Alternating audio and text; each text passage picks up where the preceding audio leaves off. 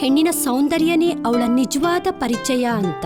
ಸೌಂದರ್ಯನ ಅವರ ಮುಖದಲ್ಲ, ಅವರ ಮನಸ್ಸಿನಿಂದ ನೋಡ್ಬೇಕಾಗತ್ತೆ. ನನ್ ಮಾತ್ ಕರೆಕ್ಟ್ ಅಲ್ವಾ? ಈ ಕತೆ ಬಂದು ರಾಯ್ಪುರದ ನೇಹಾಳದ್ದಾಗಿತ್ತು. ಅವಳು ತನ್ನ ಸೌಂದರ್ಯವನ್ನು ದೌರ್ಬಲ್ಯದ ಹೊಸ ಕಾಲ್ಪನಿಕ ಕಥೆಯನ್ನಾಗಿ ಮಾಡಿಕೊಂಡಿದ್ದಳು. ನೇಹಾ ಸರ್ವಗುಣ ಸಂಪನ್ನಳಾಗಿದ್ದಳು. ಇಷ್ಟೆಲ್ಲ ಇದ್ರೂ ಕೂಡ ಅವಳ ಮದ್ವೆ ಆಗ್ತಾ ಇರ್ಲಿಲ್ಲ. ಇದರಿಂದಾಗಿ ಅವರ ಕುಟುಂಬ ತುಂಬಾ ದುಃಖದಲ್ಲಿದ್ರು. ಅಪ್ಪ ದೇವ್ರೆ, ಇವತ್ ನನ್ನ ಹತ್ರ ಏನಿದ್ಯೋ ಅದೆಲ್ಲ ನೀನ್ ಕೊಟ್ಟಿರೋ ವರನೇ. ನಾನ್ ನಿನ್ ಮೇಲೆ ಋಣಿಯಾಗಿರ್ತೀನಿ. ಆದ್ರೂ ಕೂಡ ನಾನ್ ನಿನ್ನ ಹತ್ರ ಏನೋ ಒಂದ್ ಕೇಳ್ಬೇಕು ಅಂತಿದ್ದೀನಿ. ಅದೇನಂದ್ರೆ ನನ್ ಮಗಳು ನೇಹಾಳ್ ಮದ್ವೆ.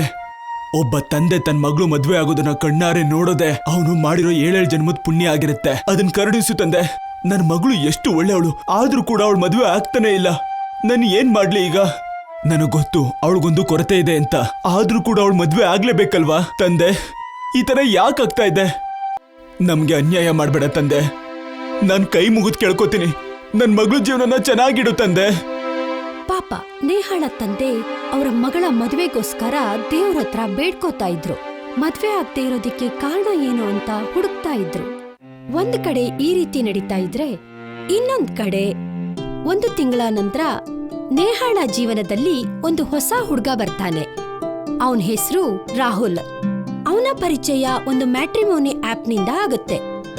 ಅವರ ಸಂಬಂಧ ತುಂಬಾ ಆಳವಾಗೋದಿಕ್ಕೆ ಶುರು ಆಗುತ್ತೆ. ನೇಹಾಗೆ ರಾಹುಲ್ ತುಂಬಾ ಇಷ್ಟ ಆಗಿರ್ತಾನೆ.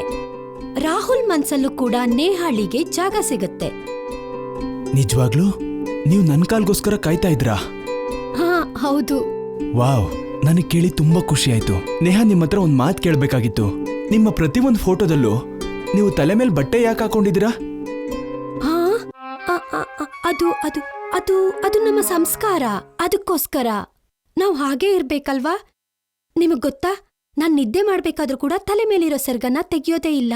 ಇದು ಸಂಪ್ರದಾಯಸ್ಥ ಗೃಹಿಣಿಯ ಲಕ್ಷಣ ಕೂಡ ಹೌದು. ಅಯ್ಯೋ ದೇವ್ರೆ, ಈ ತರದ ಹುಡುಗಿ ಈಗಿನ ಕಾಲದಲ್ಲಿ ಸಿಗೋದೇ ಕಷ್ಟ.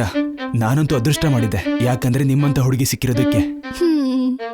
ನೋಡ್ತಾ ನೋಡ್ತಾ ದಿನ ರಾತ್ರಿ ಫೋನ್, ತಮಾಷೆ, ಚಾಟ್ ನಡೀತಾ ಹೋಯ್ತು. ಮತ್ತೆ ಇವರ ನಡುವೆ ಮಾತುಗಳು ಜಾಸ್ತಿ ಆಗ್ತಾ ಹೋಯ್ತು.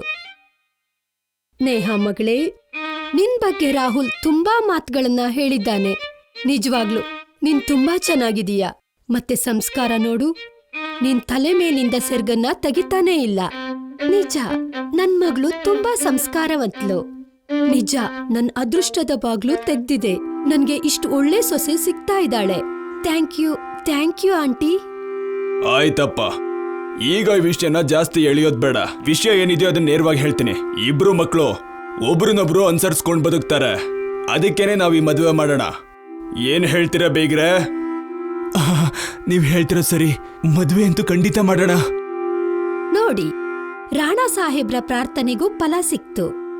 ನೇಹಾಳ ಮದ್ವೆನೂ ನಿಶ್ಚಯ ಆಯ್ತು.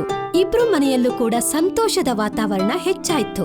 ಆಗ ನೇಹಾ ರಾಹುಲ್ ತಾಯಿಗೆ ಚಹಾ ಮಾಡ್ಕೊಡೋದಿಕ್ಕೆ ಎದ್ದಾಗ ಅವಳ ಉದ್ದವಾದ ಕೂದ್ಲು ಕುರ್ಚಿಗೆ ಸಿಕ್ಕಾಕೊಂಡು ಬಿದ್ದೋಗುತ್ತೆ.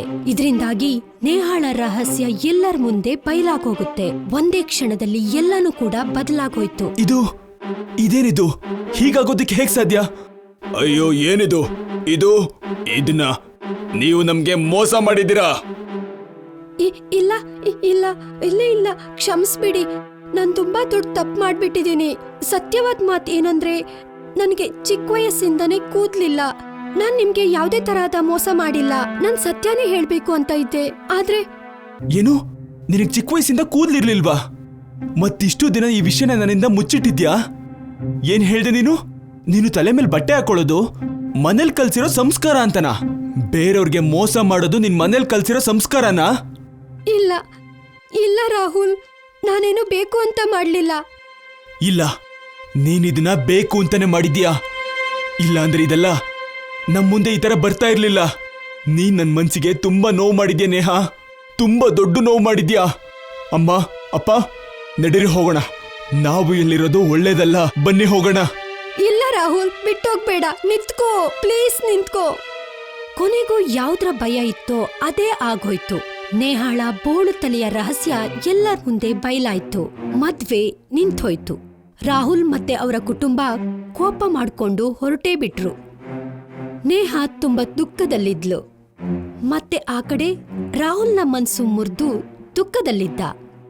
ವಾರೆ ವಾ ದೇವ್ರೆ, ನಿನ್ ಬಗ್ಗೆ ಏನ್ ಹೇಳಿ. ನೀನ್ ನನ್ ಜೊತೆ ಎಂತ ಆಟ ಆಡ್ದೆ.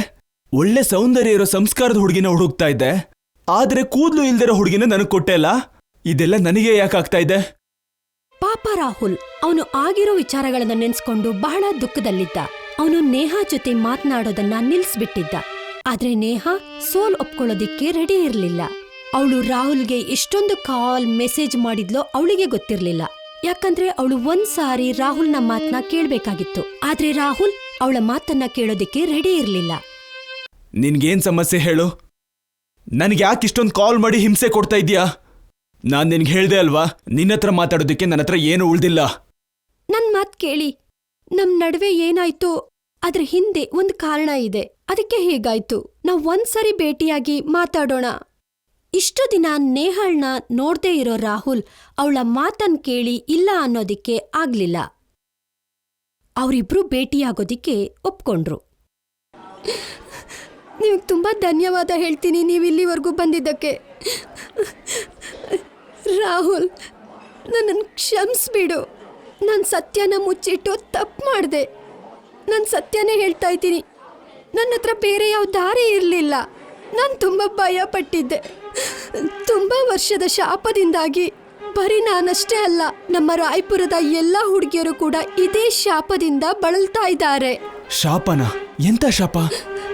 ಬಹಳ ವರ್ಷಗಳ ಹಿಂದೆ ರಾಯ್ಪುರದಲ್ಲಿ ಒಂದು ಹುಡುಗಿ ಜನ್ಮ ತಾಳದ್ಲು. ಅವಳ ಹೆಸರು ಕೇಸರ್. ಅವಳು ಹುಟ್ಟಬೇಕಾದ್ರೇನೆ ಅವಳ ತಲೆಯಲ್ಲಿ ಕೂದ್ಲಿರ್ಲಿಲ್ಲ. ಅವ್ರ ಮನೆಯವ್ರು ಅನ್ಕೊಂಡ್ರು ಇವಳು ಬೆಳೀತಾ ಬೆಳೀತಾ ಸರಿ ಹೋಗ್ಬಹುದು ಅಂತ, ಮತ್ತೆ ತಲೆಯಲ್ಲಿ ಕೂದ್ಲು ಬರಬಹುದು ಅಂತ. ಆದ್ರೆ ಆ ತರ ಆಗಿಲ್ಲ. ಅವಳ ಬೋಳು ತಲೆಯ ಕಾರಣದಿಂದಾಗಿ ಹುಡುಗರೆಲ್ಲರೂ ನಗ್ತಾ ಇದ್ರು, ಅವಳನ್ನ ಆಡ್ಕೋತಾ ಇದ್ರು. ಮದ್ವೆ ವಿಚಾರ ಬಂದಾಗ ಎಲ್ಲ ಸಂಬಂಧ ಮುರಿದು ಬೀಳ್ತಾ ಇತ್ತು. ನಿಧಾನವಾಗಿ ಊರಿನ ಜನರೆಲ್ಲ ಅಪಶಕುನಿ ಅಂತ ಕರಿತಾ ಇದ್ರು. ಅಪಶಕುನ? ಇದತ್ಯಾಯ್ತು. ಕೇಸರಿ ತುಂಬಾ ಅನುಭವಿಸಿದಾಳೆ ರಾಹುಲ್. ಕೊನೆಗೆ ಅವಳ ಮನ್ಸಿಗೆ ತುಂಬಾ ನೋವಾಗಿ, ಅವಳ ಒಂಟಿತನದಿಂದ, ಸಮಾಜದ ಮಾತಿನಿಂದಾಗಿ ಅವಳು ಮದ್ವೆನೇ ಆಗದೆ ತನ್ನ ಜೀವನನ ಕೊನೆಗೊಳಿಸ್ಕೋತಾಳೆ. ಆದ್ರೆ ಅವಳು ಹೋಗ್ತಾ ಹೋಗ್ತಾ ರಾಯಪುರಕ್ಕೆ ಶಾಪ ಕೊಟ್ಟೋಗ್ತಾಳೆ. ಅವಳು ಶಾಪ ಹಾಕ್ತಾಳೆ, ಈ ಊರಿನ ಯಾವ ಹುಡುಗಿಗೂ ಕೂಡ ಮದ್ವೆ ಆಗ್ಬಾರ್ದು. ಪ್ರತಿಯೊಬ್ಬ ಹುಡುಗಿನೂ ಕೂಡ ಬೋಳ್ತಲೆಯಿಂದನೇ ಜನ್ಮ ತಾಳ್ಬೇಕು. ಆಗಿನಿಂದ ಈ ಊರಿನ ಎಲ್ಲಾ ಹೆಣ್ಮಕ್ಳು ಹಾಗೆ ಜನ್ಮ ತಾಳ್ತಾರೆ. ಅವರಲ್ಲಿ ನಾನು ಒಬ್ಳು. ನಿಜವಾಗ್ಲೂನಾ? ಇದ್ರಿಂದ ಹೊರಗಡೆ ಬರೋದಕ್ಕೆ ಯಾವುದೇ ದಾರಿ ಇಲ್ವಾ ನೇಹಾ? ಇಲ್ಲ, ನಾನು ಈ ಸತ್ಯನ ಇಲ್ಲಿವರೆಗೂ ಯಾರ ಹತ್ರನೂ ಹೇಳಿಲ್ಲ, ಗೊತ್ತಾ ರಾಹುಲ್? ಆದ್ರೆ ನಿನಗ್ ಮಾತ್ರ ಹೇಳಿದೀನಿ. ಯಾಕಂದ್ರೆ ನೀನು ನಿಜವಾಗ್ಲೂ ನನ್ನನ್ನ ದೂರ ಮಾಡಲ್ಲ ಅನ್ನೋ ನಂಬಿಕೆಯಿಂದ. ನಾನು ಇವತ್ತಲ್ಲ ನಾಳೆ ನಿನ್ಗೆ ಸತ್ಯ ಹೇಳ್ಬೇಕು ಅಂತಾನೇ ಇದ್ದೆ. ಆದ್ರೆ ನೀನು ನನ್ನ ಹೊಸ ರೂಪನ ನೋಡಿದ್ಮೇಲೆ, ನನ್ನ ಗುಣಗಳ ಮೇಲೆ ನೀನು ಅನುಮಾನ ಪಟ್ಟೆ. ಆದ್ರೆ ನಾನು ತಪ್ಪು ತಿಳ್ಕೊಂಡಿದ್ದೆ. ಈ ಜಗತ್ತಲ್ಲಿ ಹೊರಗಿನ ಸೌಂದರ್ಯಕ್ಕೆ ಜಾಸ್ತಿ ಬೆಲೆ ಕೊಡ್ತಾರೆ ಅಂತ. ಬಿಟ್ಬಿಡು ಅದನ್ನ. ನಿನ್ ಭೇಟಿಯಾಗಿ ತುಂಬಾ ಖುಷಿಯಾಯ್ತು ರಾಹುಲ್. ನಾನಿನ್ ಹೊರಡ್ತೀನಿ. ಕೊನೆಗೂ ನೇಹಾ ಮುಚ್ಚಿಟ್ಟಿದಂತ ಸತ್ಯ ಗೊತ್ತಾದ್ಮೇಲೆ ರಾಹುಲ್ ಶಾಕ್ ಆದ. ಮತ್ತೆ ಅವನು ಒಳಗಿಂದ ತುಂಬಾ ಗೊಂದಲಮಯದಲ್ಲಿದ್ದ. ಅವನಿಗೆ ಅರ್ಥ ಆಗ್ತಿರ್ಲಿಲ್ಲ ಈ ಸಮಸ್ಯೆಗೆ ಹೇಗೆ ಪರಿಹಾರ ಹುಡ್ಕೋದು ಅಂತ. ಆದ್ರೆ ಅವನು ಈ ಎಲ್ಲಾ ಮಾತಿನ ನಡುವೆ ಒಂದು ನಿರ್ಧಾರ ಮಾಡ್ದ, ನೇಹಾಳೊಂದಿಗೆ ಮದ್ವೆ ಆಗ್ಲೇಬೇಕು ಅಂತ. ಆದ್ರೆ ಅವಳು ಹೇಳಿದ ಸುಳ್ಳಿನ ಮೇಲೆ ಅವನಿಗೆ ಕೋಪ ಇತ್ತು, ಅವಳ ಸತ್ಯದಿಂದಲ್ಲ. ಆದ್ರೆ ಅವನಿಗೆ ಒಂದ್ ಅರ್ಥ ಆಯ್ತು, ಹೊರಗಿನ ಸೌಂದರ್ಯಕ್ಕಿಂತ ಒಳಗಿನ ಸೌಂದರ್ಯನೇ ತುಂಬಾ ಮುಖ್ಯ ಅಂತ. ಅದಕ್ಕೆ ಅವನು ತಡ ಮಾಡದೆ ತನ್ನ ಕುಟುಂಬದವರೊಂದಿಗೆ ನೇಹಾನ ಭೇಟಿ ಮಾಡಿಸ್ತಾನೆ. ಆದ್ರೆ ಇಲ್ಲಿವರೆಗೂ ನಡೆದೇ ಇರೋದು ಈಗ ನಡೆಯೋದ್ರಲ್ಲಿತ್ತು. ರಾಯ್ಪುರದ ಗಲ್ಲಿಯಲ್ಲಿ ಒಂದು ಮದುವೆಯ ಡೋಲು ಶುರುವಾಗುತ್ತೆ. ಅಯ್ಯೋ ದೇವ್ರೆ, ನಿನಗೆ 101 ಸರಿ ನಮಸ್ಕಾರ ಮಾಡ್ತೀನಿ. ನೀನ್ ನನ್ನ ಆಸೆನ ಪೂರ್ತಿ ಮಾಡ್ದೆ. ನನ್ನ ಮಗಳು ಜೀವನನ ನೀನು ಬಂಗಾರ ಮಾಡ್ಬಿಟ್ಟೆ. ನಿನಗೆ 101 ಸರಿ ನಮಸ್ಕಾರ ಭಗವಂತ. ಕೊನೆಗೂ ನೇಹಾಳ ಮದ್ವೆ ಆಯ್ತು. ಈಗ ಅವಳು ತನ್ನ ಹೊಸ ರೂಪದಿಂದ ಹೊಸ ಜೀವನನ ಶುರು ಮಾಡಿದ್ಲು.